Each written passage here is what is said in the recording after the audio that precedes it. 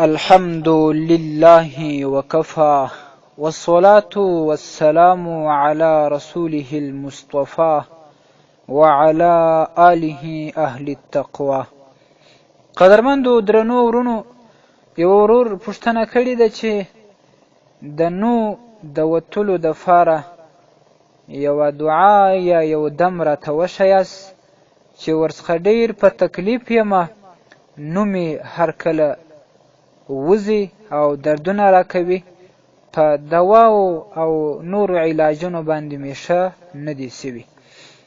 محترمه، ستاسې په جواب کې به ووایم چې د نو د وتلو دپاره اول دم دا دی چې په اوداسه باندې چې اودس یې کړی وي او بیا 3 واره درود شریف ووایي.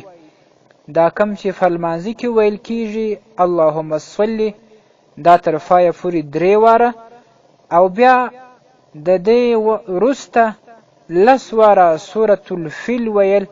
د قرآن عظیم الشان په آخري سپاره کې د فای د خوا 10م سورت دی او د سر د خوا چې سورتونه راشماري 105م سورت دی.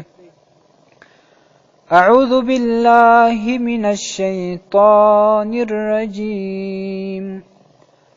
بسم الله الرحمن الرحيم.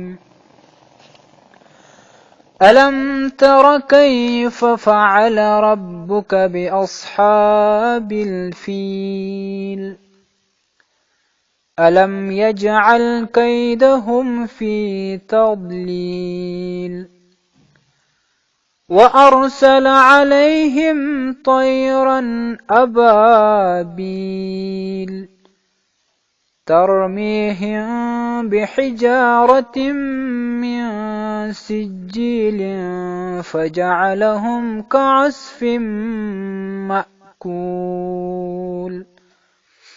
دا ته سورة فیل وی چې دا دی بیا 10 واره ووایي او د دې وروستی کې دی بیا 3 واره درود شریف ووایي.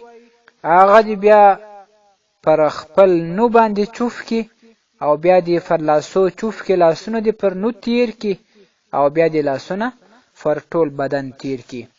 دویمه طریقه یې دا ده محترمه چې کله نو هغه ووځي نو بیا دی 2 واره دغه آیت مبارک ووایي او بیا دی ورباندې دم کی.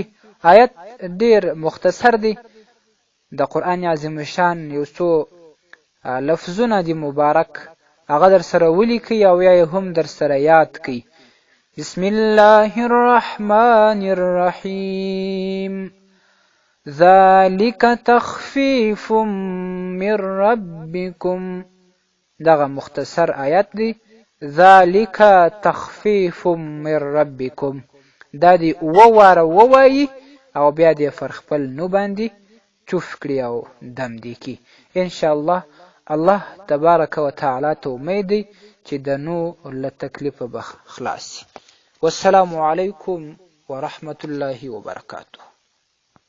ستاسې د اسلامي پوښتنو جوابونکی مولوي حکیم الله صابر الحنفي صاحب د پوښتنو لپاره د رابطې نمبر 002 314 و 88 440. والسلام.